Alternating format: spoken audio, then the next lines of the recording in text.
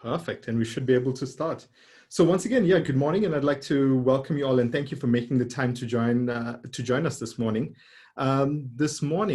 Just before we get into chatting to our guests, one of the things I do want to highlight as well is, Loeries entries are currently open. So to everyone across Africa and the Middle East, we hope you're getting your entries ready. I think one of the key things about this year, it's a milestone year in the sense that entries are free. So regardless of the category you choose to enter, regardless of the size of the agency, the work, as long as it's great work, you now have the ability to enter, but you only have until the 15th of June, which is exactly a month from today. So therefore it's a great time. So you still have enough time to get your entries available and ready. So yeah, please start preparing that. But first, yeah, let's get straight into it and introduce our guests. Today, we're excited to have Wandile Collis, head strategist at BlackSwan, and Thembalethu Msibi, the head creative at BlackSwan. Themba and Wandile, thank you for joining us. Great to be here. Thank you very much for the invitation. Yeah, I'm delighted to be here. Thanks for the invitation. No, I'm really excited to have you both on. I think one of the interesting things is Neo from our board told me he's got these two fantastic people that I need to speak to because I joined the Loeries and I haven't met a lot of people, and we're supposed to be doing this face to face, but due to challenges of the time, this is going to work. So I'm looking forward to finding out more about you and understanding how you're coping this time. Maybe that's a good thing to start with. How are you coping? How are you both coping with the lockdown? I was about to ask how you were coping, and I was going to suggest that Neo actually host a webinar with you so that you can get to introduce yourself to everybody, right?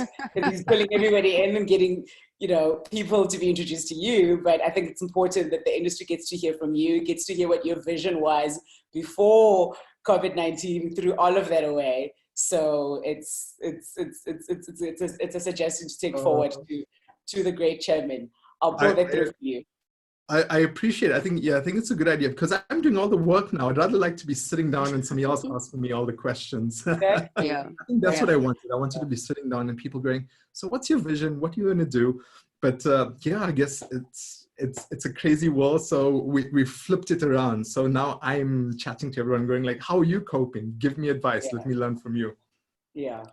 Well, to answer your question, this has been a very, to use a very lame word, interesting times. I think what it's revealing in our lives, and particularly in our industry, is that, when the going gets tough, the tough get going. I think it's been interesting to see like the real soldiers, the creative real and strategic real soldiers, how they've risen up to the challenge of having to work at home, having to be nursery school teachers, having to be brothers and sisters and mothers and doing all this other stuff and still delivering on deadlines. And, because clients' expectations are still clients' expectations. If there's a brief, there's a brief. And sometimes the brief comes through WhatsApp. So that's been the strange phenomena about these times. You get a brief via like a voice message. The client goes, "Listen, Wendy, I thought of blah blah blah blah blah. Can you just quickly help me with this?" And you think to yourself, quickly actually is like 5 hours worth of work. But anyway, I'll get to it.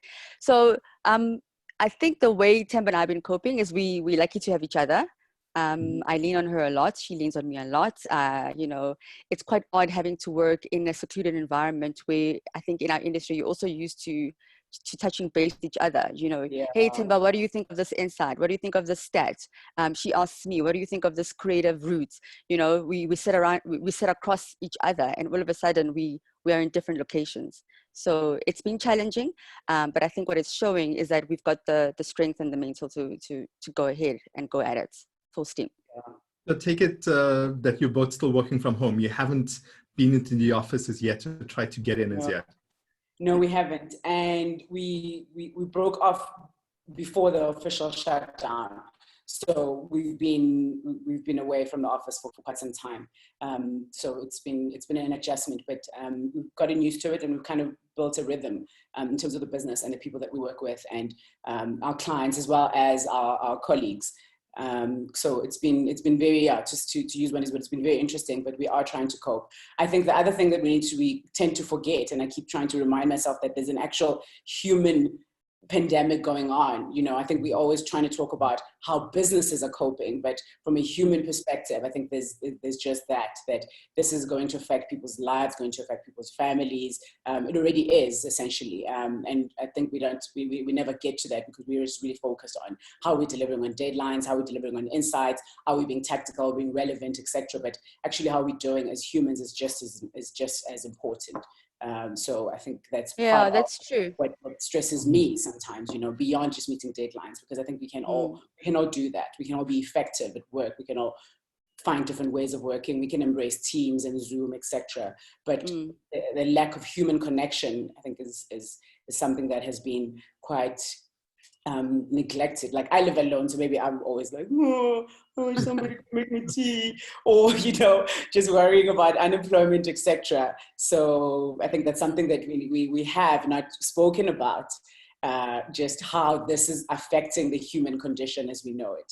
So, but I've been coping just for the lack of nobody being around to make me tea. Yeah. But and I got to put on my hair, so that was good today. I think what you're saying is resonating with a lot of people. Like Bogasi Machweka is saying, yes, how we are doing as human beings is just as important. Nice one. And then we have Shalisha Hira, who's saying, love these ladies. Ah, Shalisha. Hi. Hi, guys. Yeah, let's say hello to a few people. I think I'm gonna randomly choose a few names because we have a full house. So unfortunately, I can't recognize everyone. But Alika Opaya, Barad Mashabane, Colette Naidu, Elaine Budur, Fiona Dowie, Grace Cooper, Guguletu Msibi. Hi. Bello Collis. See the names. I'm guessing we have some. KK Raviv, thank you all for joining. I'll mention a few other people as we go to Leander Peters here. We have Manisa Mkize as well. So thank you all for joining, and I'll keep sharing. So one of the key things is, please keep sharing your comments as well as we go through our chat. Now, one of the interesting things, and I asked you this, and one of the things I've been trying to figure out is, you know, when we were setting this together, we said, what are your titles? Send us your titles. And the titles we got was obviously for Wandile, head strategist, for Themba, head creative. But I preferred the title a hitman, by the way. Sorry. But I was trying to keep it in check, which I struggle with. But I tried. She really does prefer hitman. No, that's based on I think our history. I think before we actually even formalized BlackSwan, Themba and I were always known as the duo as, if they can't crack it, call these ladies, you know. So I think there's like this underlying sentiment of like, yeah, the hitman, you know, if you're struggling with a brief or you're struggling with the marketing something, you know, we know these ladies, like, and then we expect you to go back into our little corner. So I think we always joke about kind of, you know, the hitman. But yeah, we've learned to live with it. And I think, we're going forward now, which is like no more hiding in the shadows. I think BlackSwan's just ready to let everybody know that we're here and we are fully fledged business, not just hitmen. So why not co-founders, co-CEOs, co-MDs? So it's a very humble approach, I think. I mean, it's I think whenever anyone starts a business, they go, hey, I'm the founder of this business, I'm the CEO. So why did you not go and adopt, you know, that top level type of designation for both of you? I think it's inspired by both what we intended to do, the ambition of the business, as well as how we kind of personally we connect, right? So I don't like to think of, oh, I'm the executive creative director and therefore my role is to executive the creative. So and the outputs of that are very defined and very clear, right? So I think when we were doing BlackSwan and creating and positioning the brand, we wanted to be agnostic and we wanted to be kind of, you know, not very, just like kind of solutions led, if I may say that, and not necessarily being tied to a specific output. So what then happened was then it then inspired us essentially going, okay, if I call myself the creative director, or if Wandile calls herself the managing director, it's just to define the expectation when you walk into the room, right? Because as soon as you say the managing director is coming, people expect the Excel document. And as soon as you say the ops director is coming, I kind of expect a timing plan. But what we wanted to do was to get away from that. So we've tried different things, and I think we're still open to what we can actually call ourselves. But we get into the room, and Wandile sometimes presents the creative. She sometimes writes scripts, actually, and I input on the strategy, and I also get to do research for Wandile, because for a long time it was just the two of us. So we had to be the jack of all trades, if I may say. So we've been forced to, by the ambition, to really get away from defining what our titles are and what our role is, so and that also we can deliver to the ambition of the business. Sorry, Matt. And also, I think what Themba's not telling us, I think we started in the industry at a very young age. Mm-hmm. And we've had circumstances where, you know, you are like the junior strategist, and but you're really good at what you're doing. And then you're supposed to present, and the CEO of a certain company or the marketing exec of a certain company refuses to engage with you because your title is junior. You know, so we've had those incidences way in the past where we were early in our 20s, when we were like 20 years or 21 years old.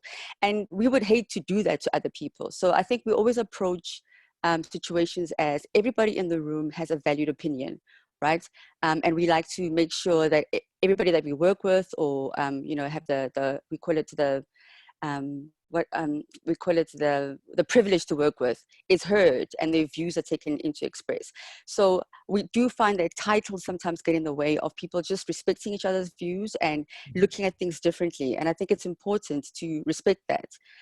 So I don't want to be treated like the executive, and encourage it. I don't want to be treated like the head strategist, like, you know, the strategic guide. Everything she says is right or wrong.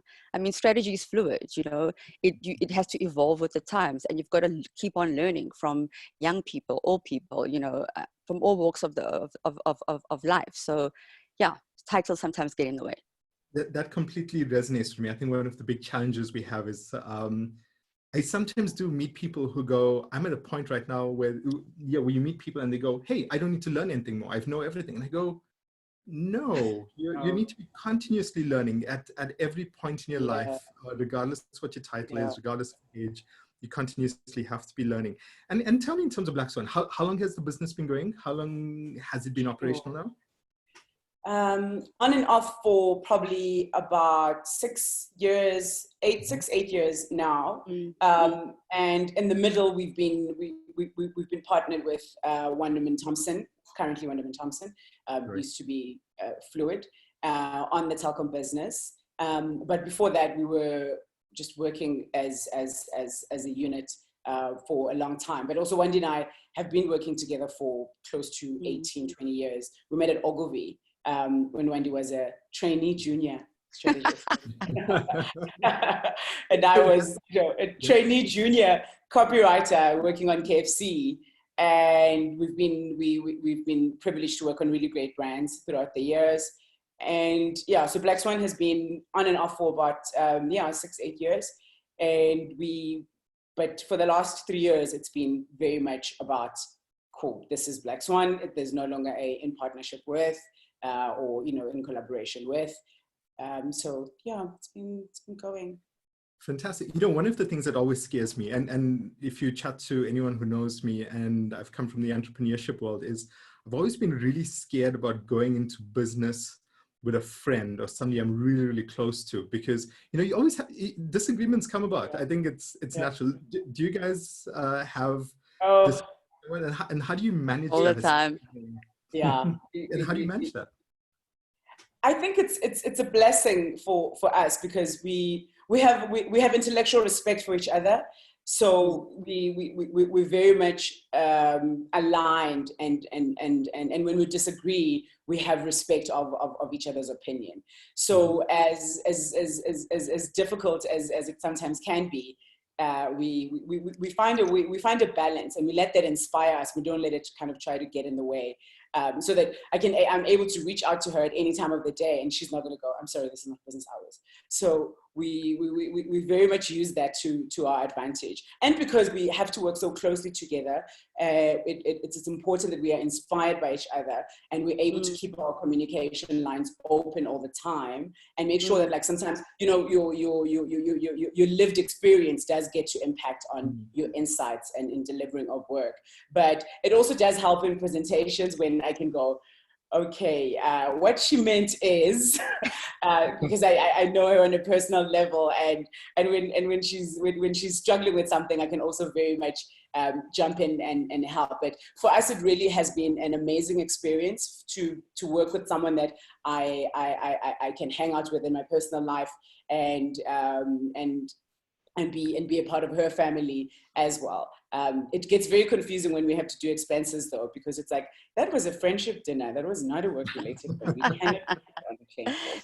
So Yeah, the friendship thing has been interesting. So Themba's absolutely right. Intellectual respect, and I think the duo. So we know of a lot of creative businesses that have been started in the past, where it's like, you know, creative partners. So the founding members are, you know, creative people, or they business, like coming from the suit world. So the strategy creative duo was quite interesting, and a lot of people didn't think it would work. But I think because of our respect for each other and our respect for each other's craft, makes it quite an interesting dynamic. Yeah. And also, she loves strategy, I love creativity, so it kind of works. So yeah. Great. I'm going to read some comments. Pumla Jamini says, nothing like some Black excellence to cleanse our palates in these uneasy times. Lisa, we're here and ready for this greatness. Colette Naidu says, she is a hitman indeed. True story, the fixes. So listen, I think it almost seems like you should have changed that title. I want to find out more. Maybe starting with you, Wandile. I mean, what is your background? Are you from Johannesburg? Did you come to the city? So me and Charlize Theron, I'm from the East Rand, raised in Benoni. So raised in Benoni, so I am from Joburg, raised in Benoni, but obviously came to Joburg college-wise, studied, and then interestingly enough, I started off in research. So I work for a company called Kaufman Levine and Associates. They are a qualitative and quantitative research house. And I kind of, 19, I did my internship there. And that's when I started interacting with a lot of creative people from the advertising world. Because obviously my biggest account at the time was SAB. So I got to test a lot of creative concepts, spoke to a lot of consumers about insights, et cetera, and that's when I started to engage with a lot more, creative people, because you're testing their concepts all the time. And to say that was very interesting, because you could see the breakdown between research, right? Because you're testing research concepts and kind of where the creative headspace wants to go. And I always used to try and find a balance. So I was always that research person who presents bad news in a good way, trying to find solutions to creative people, because it wasn't really bad news. It was just a misunderstanding. And that's part of it, right? Some consumers misinterpret your creative intention. And that's when I met Hayden Townsend, who was then the head strategist at Ogilvy. And after one of the research groups and the research kind of workshops, he said, I think you're on the wrong side. You need to move over to advertising world. And that was the beginning of an interesting love story between me and advertising. And we've been together since. Yeah. And Themba, your journey, I mean, how did you get into advertising? Where are you from, Johannesburg, and how did you get into the industry? Yes, I grew up in Soweto, Mdeni. I got into advertising. I started studying marketing. I was studying marketing. I was gonna be a marketer. I was gonna be the marketing manager of Coca-Cola. That was my intention after high school. And while doing that, I think 2 years in, I decided that I wanted to do the creative thing. I wanted to be a copywriter. So I moved to the AAA and I started copywriting. And from there, I started my first job was at Ogilvy. I know you had Suhana on the other day. Her and I were at Ogilvy at the same time with Neo Sekgola. And the three of us, and when she said there were very few Black women at the time, I think she meant there were three of us. From Ogilvy, I spent quite a few years at Ogilvy. It was formative and really impactful. Working with Peter Bidenhorst was just a phenomenal and inspiring time. And Robin Patter. The fundamentals of what you can do at with great thinking was formed at Ogilvy, and then moved to the Jupiter Drawing Room, which was just inspiring creatively. You know, I think that that balance was really great for me, because I got to get like very good, strong intellectual, if I may call it that, foundations around how the work has to rise to a certain level. It has to be very thoughtful, right? And then when I got to Jupiter, it was the work has to be joyful. So meeting those two things was how I then got to move.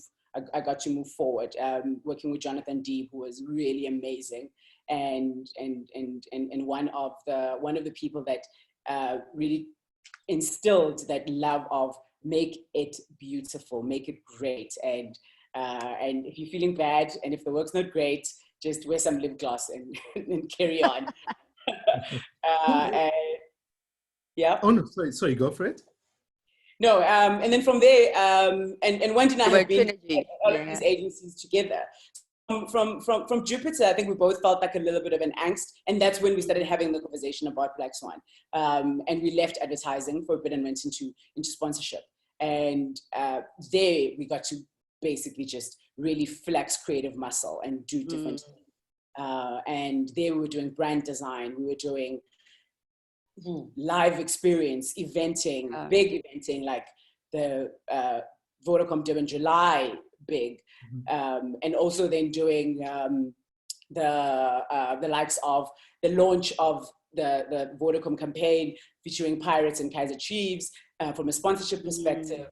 So getting black coffee to perform at live orchestra at Orlando. And and the switch from red to blue as well, from Vodacom perspective. So from there, we kind of recognized that we were able to apply creative and strategic discipline in a very different way, that it doesn't always have to end up as a print ad.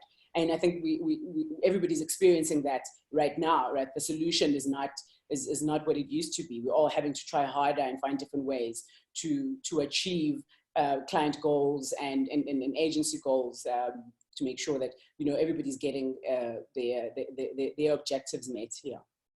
So Themba, I read an article. I was reading an article. You're chatting now about how few Black women there were in the industry at the point.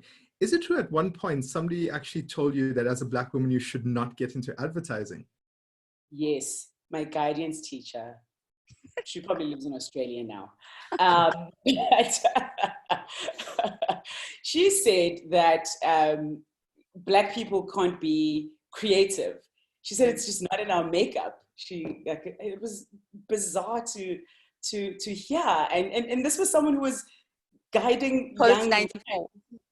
Yeah, well, but we're also in standard 8. Yeah, that's how old I am.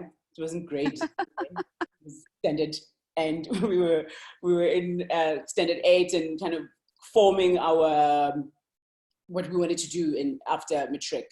So she said, no, it's not really something that Black people are able to do. It's not. It's just not what you are supposed to do. It's not something that you're able to do. Actually, was her thinking. So you need to try something else. You need to work in an environment where someone's gonna tell you what to do. You can wake up in the morning and be guided. Wow. I hope she's thriving.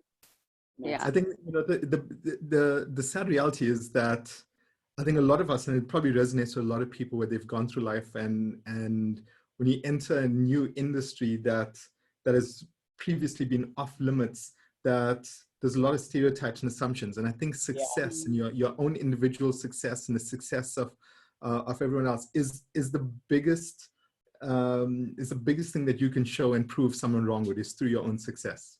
Absolutely. I was watching a video the other day with Kala Harris She's the vice chairman at Morgan Stanley. And she was talking about how, as a Black woman, she was highly qualified, really amazing at her job. But what she had never been taught in her Black home was networking and the importance of relationships and the importance of what she calls a sponsor, right? Someone who in the business is invested in your efforts, invested in your success. And she was never taught about how, you know, you use your uncle to do this. If you have a brother who works in this world, how do you pull them in to make sure that your name gets to the top of the list? And I think that in coming to a space like advertising that does not have a lot of Black people, that network and that connection became even more important, because I think even as South Africans, so she's American, but even as South African Black people, we were not really familiar with the idea of networking and old girls clubs and old boys clubs. It was not something that existed, or something that was familiar, and the importance of it. So having a seat at the table per se does inform other young Black people, boys and girls, to say, you know, I can also get there. But also that there's someone who is going to make sure that, you know, my name does not get off that list. Great. It also comes with a lot of responsibilities, because if you do have a seat at the table, you know, you have to, yes, open doors for others, but also you've got to maintain that standard. And, you know, because if you're talking about Black excellence, you've got to maintain and create that Black standard, so that every time people hear your name or expect you to work on a piece of a project, they know that you're going to deliver and over deliver. Great. I just read some comments as well here. Gugulethu Msibi says, so proud of you both. You're doing great and inspiring work, inspiring the rest of us as creative. #Black Excellence. SJ Bowden, congratulations on a great business. Wishing you all the best. Keep slaying. Itumilang says, smashing love stories with the industry from the both of you. Amazing. So I think that's amazing. Lots of people are really inspired by the chat that you're having. And talking about inspiring people as well, are you finding, and just going back to the discussion that we're having, are you finding that now through your own journeys and being successful in the industry, do you find that there are younger kids, let's say in your families as well, who are now looking at it going, I would have never thought of advertising, but because you've trailblazed this path, tell me more. Let me find out if I can get into this industry. Gugulethu is actually my sister, and she works in advertising. She's a graphic designer. And I was very, and I'll say this, I was very inspirational to her. But currently I work with a group of dynamic and amazing Black young people, Lisa, Mandisa, Lala, Kele, everybody, and there's boys there as well. And what I've found is you have to live up to what you say, you know, and you have to show up in a specific manner. To Wendy's point, there's a responsibility all the time. That comes with it, all the time. I know Dumeleng is on here, so I think it goes beyond just the creative department. I think as you grow in an agency, I think you have to be the pillar, or the pinnacle of what it can be, what it's like, how to show up excellently every day. It can get heavy because you then feel like you cannot be excused. You know, you can't have a bad day because they're gonna get rid of all the Blacks.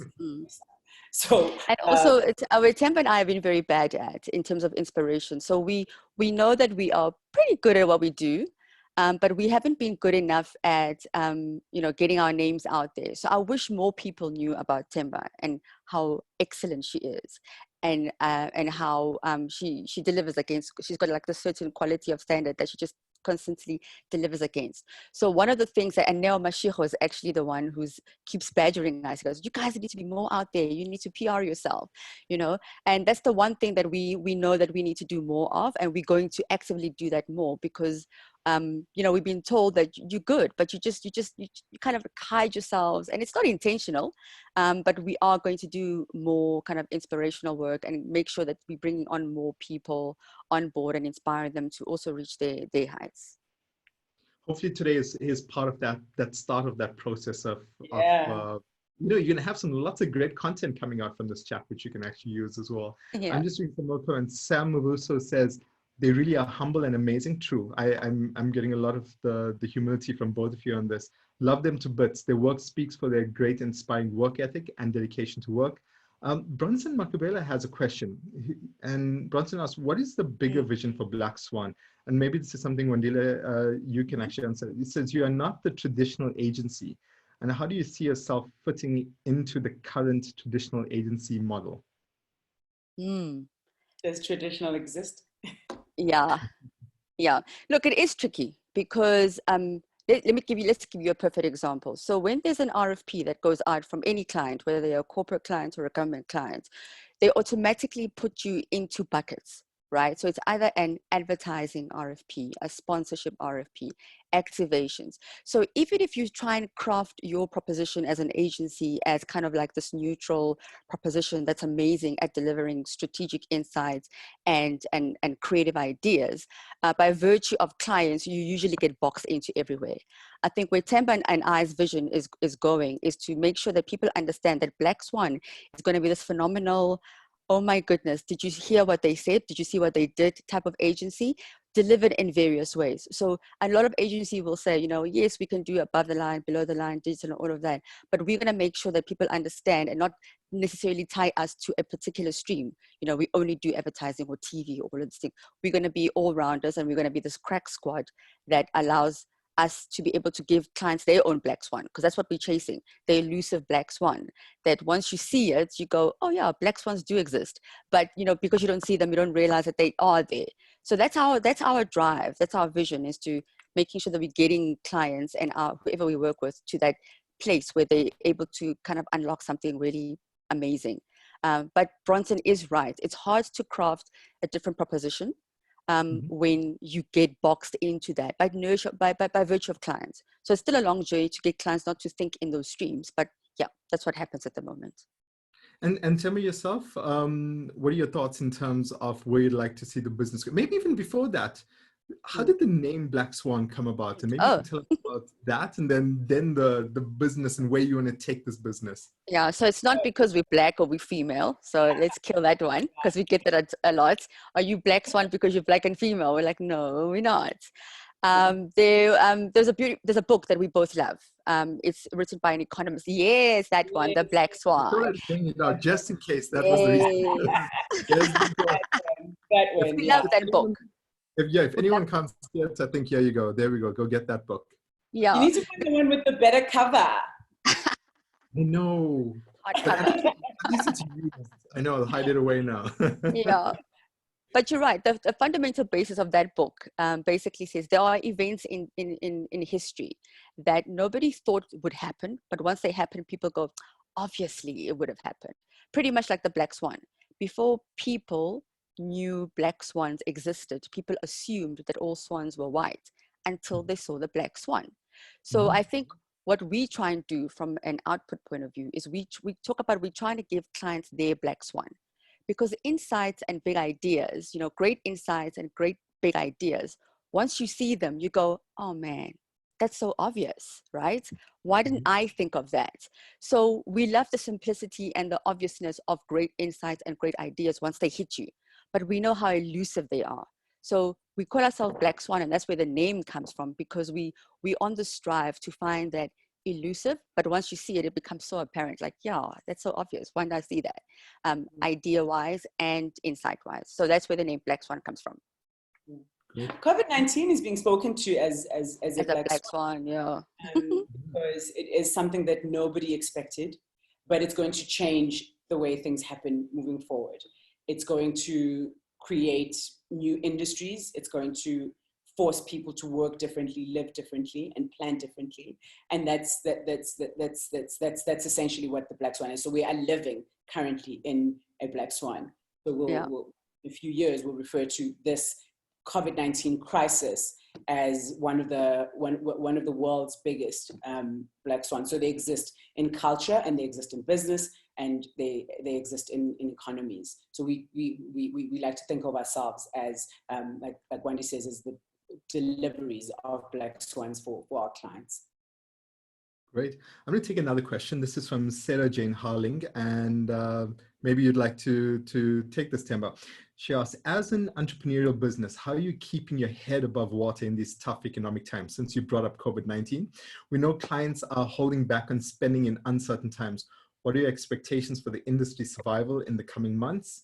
What positive messages and advice do you have for advertisers? So I'll give you a difficult one. Just That's a difficult one. Yeah, it is a very difficult one. I think we're living in a very, I mean, it's overtraded and overused, and it frustrates us because we like, as advertising people in this forum, we don't like hearing the same word over and over again in these unprecedented times. So I think that the industry is going to be facing a very harsh reality. I think that we're going to have to rethink how we approach our response to client requirements.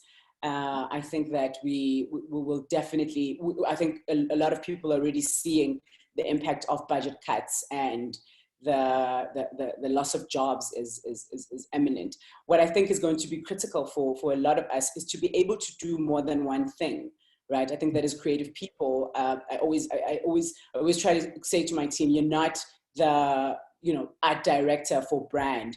It's important that you're able to work across disciplines, for one, and to be able to deliver more than what is asked of you, because that's how you're going to rise above, and that's how you're going to actually ensure some sustainability and to be able to still get a piece of that proverbial pie, because it's not going to be business as usual for everybody, and the quality work and the quality conversations are going to be actually what clients are going to be looking for, because they're not sure where the solution is going to come from.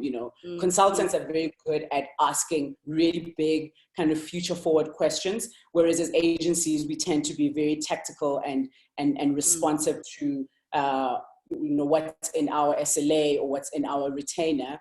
I think that for the next few months, we're all going to have to rethink what those SLAs are and what those in scope entails. So what I think we're going to have to be inspired by is how the likes of your Deloittes and Accentures approach business, because they lean. This is what we're here to talk about. When they get into the room, they talk about what's possible. They don't see, when they talk to Telkom, if we may use an example of an organization we work with, they don't talk to Telkom as the telco as it stands.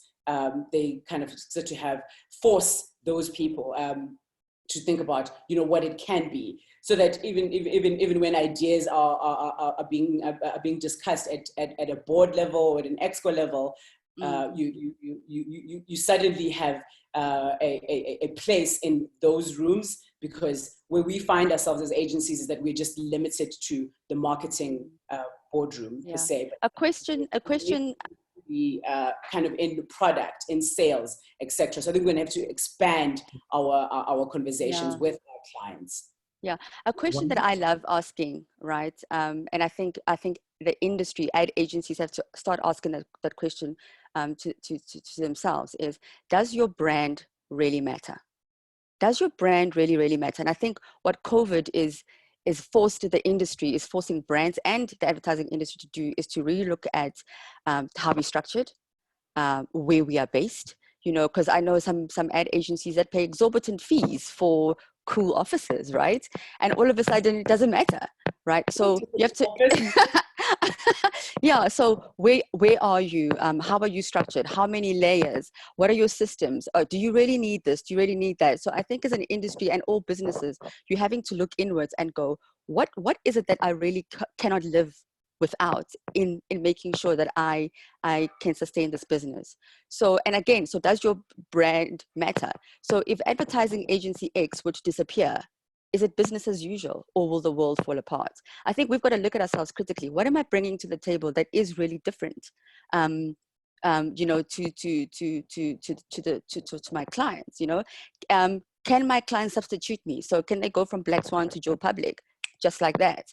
And I think we're going to have to, in the next few weeks, really find a niche. And Themba's right, the consultants do it so well.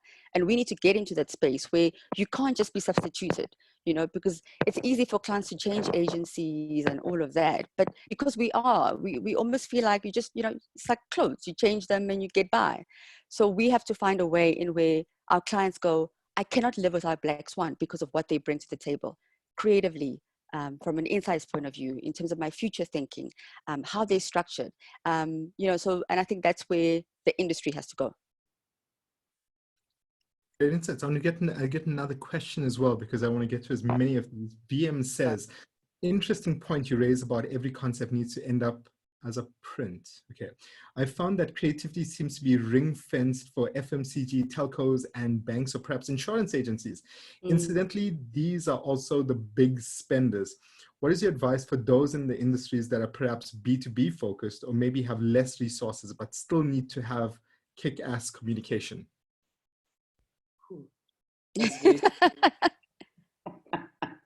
Anyone? So who'd like to go for this? I know, because you both work with telecom, right? And I assume yes, we do. you work, the business you're doing, is that mainly the B2C business, or also the B2B business as well? Mostly consumer piece, but we've started this year helping them rejig and relook at their business, the telecom business brand. And it is interesting. It takes a while to get clients to be brave enough and bold enough to actually realize that even if they have a B2B product offering or B2B brand, that they have to take it as seriously as a consumer brand. You know, business people are humans too. They want to be wowed. They want to see things that haven't been done before. So it is a longer journey to get those clients to actually start buying that bold and really provocative work for B2B offerings. But we're getting there. We're getting there. But again, those relationships take time to build, and yeah, we will get there. It's time and trust. The other opportunity, I would say, to VM is to constantly be in front of client to understand their real pain points. I think what B2B agencies do very well is customer journeys and being able to, you know, re-engineer the process as responses happen. But I think that what I've found in working with different B2B agencies is that they don't manage to do it for themselves. So my advice with that, to answer that last part of her question, is that I think we need to think about creating those customer journeys for internal use, to go, okay, so we've spoken to this client, what happened to that response? What does that entail? What other requirements are then needed in order to fulfill that? We didn't get a response from this client. What was the reason for that? And start to do what we do for clients, for ourselves. I think we're all very good at doing the work and getting the answers for clients, but we're not very good at doing it for our own agencies. When you start to talk about like the positioning of any agency, it's sometimes hard to define, and you find that even the MD has a different idea to what it is to the CEO or even the CFO. So it does then become a matter of redefining what the positioning is and making sure that you live up to it constantly, and then finding those needs for change, because everybody's being forced to. You have to just ask different questions. And maybe one, just leading on from that as well, if you can give some insights on this. As Tim was highlighting, you know, you've got to be in touch with your clients. But obviously, we're in a phase where I know some clients are going through this existential crisis. They're not sure how to cope with the challenges that are happening. How, in this time, do you still maintain that contact with the clients while still being aware of all the challenges they may be going on a personal level in dealing with everything that's happening around them? How can you still be relevant and ensure that it's done in a way that is respectful of the challenges that they're going through?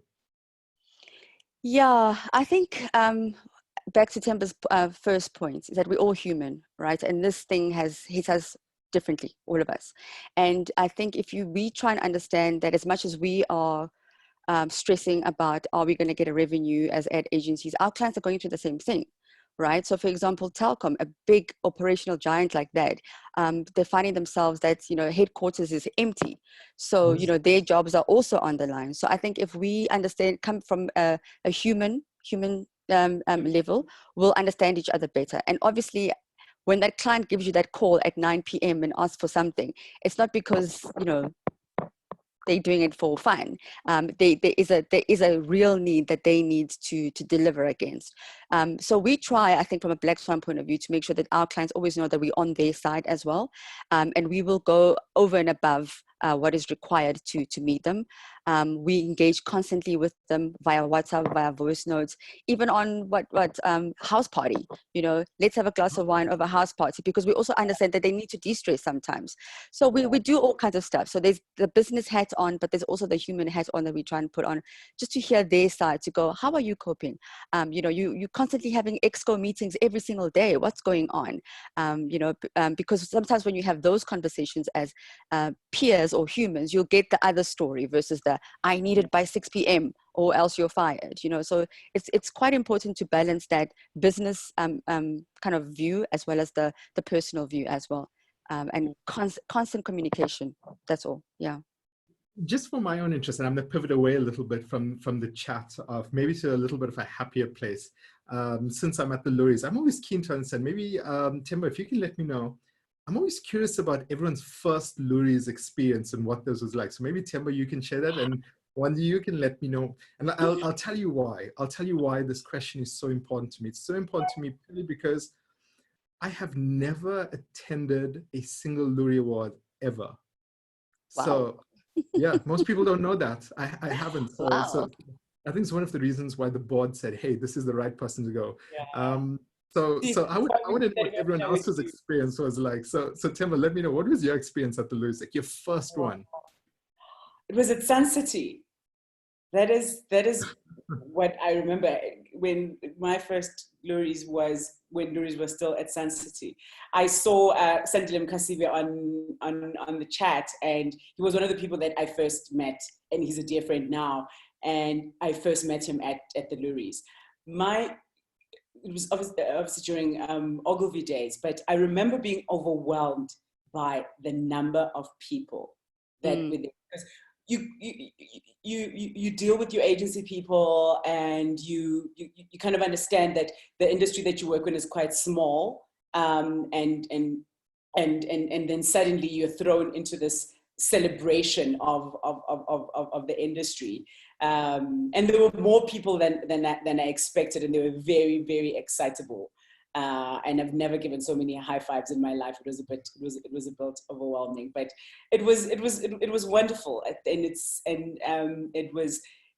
was inspiring as well. And you see the work, and you sit there, and you're jealous, and you want to be on stage, and you want to be winning. You want people to be congratulating you. At that time, it was much longer. What do you call it? It was a much longer celebration evening, and it used to be much more dressed up as well. It used to be so much more glamorous. I think it's lost a bit of that. Whereas in those days it was, at Sol Kessler's house, so we kind of tried to live up to that experience. But yeah, it was quite amazing, and I met more people that I'm still in touch with now. And I think that's one of the wonderful things about the Loeries, is that it does become that networking opportunity beyond it just being, a drunk fest of advertising and marketing people, and it still remains such an important part of what we do. So I hope that you're going to give us a very interesting and new experience, because your first Loeries, your first lockdown. So we'll be looking forward to how that turns out. Me as well. Yeah. Because it's such a crazy time, isn't it? I mean, I had an entire plan set out, and we knew what the plan was. I'll let you know what the plan is as we go along. But Wandile, in terms of your first Loeries experience, how was it? Where was it? Sun City as well? Because I see Sun City as well. Tulani says, Kalani's asking, the Loeries have happened in Sun City? Yes, mean, they have this- happened in Sun City. iconic in the Sun City days from what I hear. Yeah. Yeah. Listen, I came from a research background. Yeah, I came from a research background. So imagine I was shell-shocked. I was shell-shocked, you know, because research, you know, statisticians, kind of numbers people, kind of quiet and reserved kind of industry. And I go to my first Loeries, and I remember thinking everybody was so bold and confident and quite sure in kind of, you know, their creativity and their points of view. And I fell in love with that. I fell in love with the industry because of that. And I think over the years, as the ad industry, we're questioning ourselves. We're not as sure or as bold in our thinking, in our narrative. But I fell in love with that. I got to the Loeries and Santis, and I said, I love these. These people are confident. They have views, differing views, but they have views, they have opinions, and they're proud of what they're doing. You know, and there were marketers there. There were a lot of marketers too. So, and I'm talking big clients, not just junior brand managers.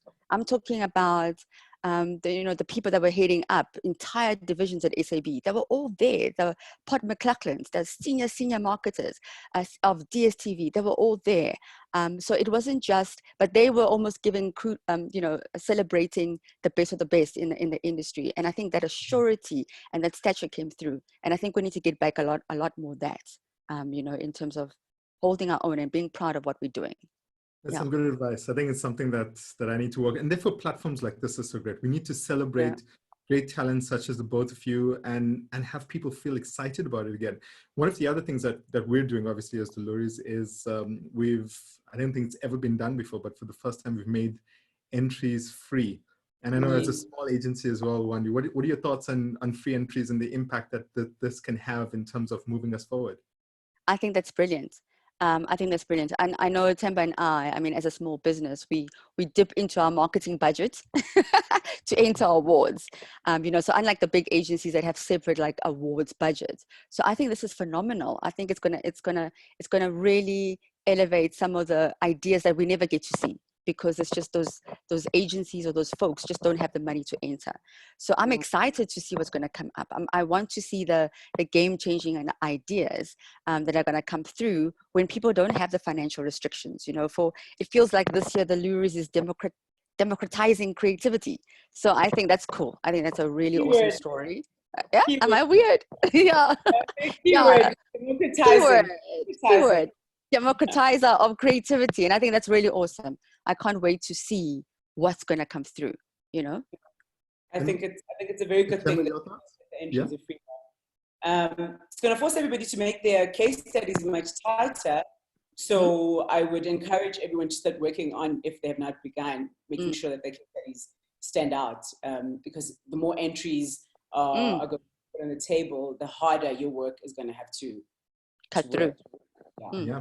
And I don't know if you know this, just to let you know as well, is that case study videos are not compulsory this year. So we're allowing the work to speak for itself. So if you do want to put a case study video, you can, but the reality is what we need to focus on is, again, the quality of the work and not allowing that to actually dominate the conversation. So let the work actually dominate the conversation.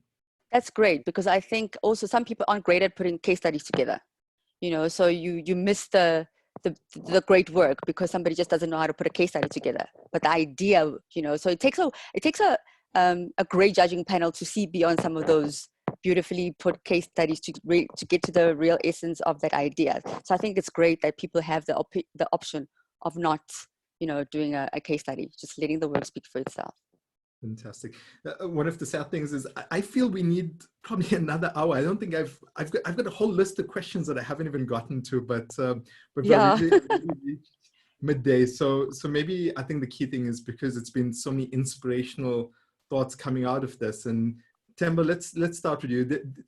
Anything that you want to share with the industry, with everyone across Africa and the Middle East, as we're going through all the challenges that we're going right now and wanting to start up creativity again and being creative in our own spaces. So any words of support and advice to everyone? For one, I think it's important to believe in ourselves again. We need to know that we have something to say. We have something important. We have something extraordinary to say. So I would just remind everybody that we, as African creatives and Middle East and Africa, are kind of, you know, we find ourselves on a shared path because we are underestimated as people and therefore as creatives. It is going to be a clean slate for the world and for creativity. And I think that because as regions, we've always had to be resourceful in the things that we do and in the way that we approach our lives. So there's a great opportunity for us as Middle Eastern Africa to do the extraordinary and to believe in ourselves again. Wandile has a slide. Maybe you can share it, Wandile, when you're done here, that she put together for one of the presentations, which I really loved, about the tale of two Africas. And it was literally the juxtaposition of how the world views Africa and how Africans view Africa, because it's our lived experience. We know that we are not a fad, and we're not, you know, an inspirational tool. We are actually creative. We are drivers of content and conversations. So I think it's that for me would be my parting shot, to just say we need to believe ourselves in a game. We need to know that we've earned our place in the creative environment and in the creative world, and that we can be of impact to the world, and we can actually lead some of these new ways of thinking and new ways of doing. We're going to be the best. And Wandile, from yourself, any words of encouragement to the region? Maybe just to build on Themba's point, I think we have a lot of stories to tell, and I think we can only tell those stories in our way. And I think the world has seen so many other stories. We need to be bold enough and brave enough to tell our own stories the way we want them to be told. So stand up, get ready, and just keep going at it, and it's going to happen. You know, just believe in yourself and do the impossible for Africa. Yeah. Fantastic. Wandile, Collis, thank you so much. Themba, Msibi, thank you so much for sharing your time and all of these amazing insights with all of us today. I think if you are keen to find out more, and I'm right, your website is www.blackswanassets.co.za. I got that right? Great. Yes. And if you want to hear more, and if you've missed any of this chat, if you want to share it with anyone, this chat will be available on the Loeries YouTube site probably in the next day or two. And also don't forget to get your entries in. Then go to www.loeries.com and get all your entries in for Loeries 2020. Thank you to you both once again. Really appreciate your time and all the great insights. Thank you. And thanks to Neo for forcing us to do this. Yeah. It was fun. Thanks. Yes, thanks to Neo for bringing us together. Hopefully he'll see this later as well. So appreciate it. Special and good luck to you and the organizing committee. We hope that you're coping and you're going to deliver a wonderful Loeries back in Johannesburg. So yeah, we look forward to more engagements and hearing from the Loeries and how we're going to respond to this. Yeah. Perfect. Thank you so much. Really appreciate it. Awesome. All the best.